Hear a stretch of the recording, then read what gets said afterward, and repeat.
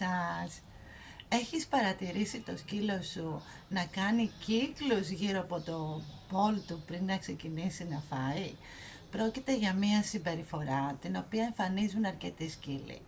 Κάποιοι θέλουν να εξερευνήσουν το χώρο πριν να χαλαρώσουν και να ξεκινήσουν να τρώνε.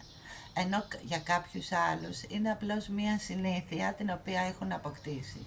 Γι' αυτό λέμε ότι ο κάθε σκύλος έχει το δικό του τρόπο που προετοιμάζεται για το φαγητό του.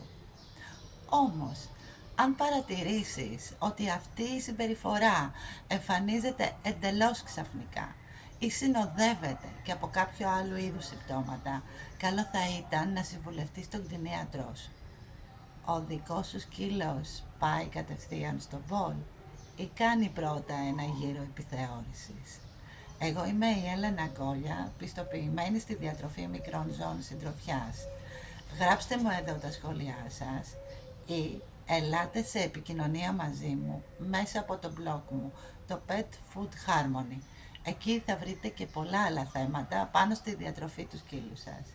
Αν έχετε απορίες, σας περιμένω.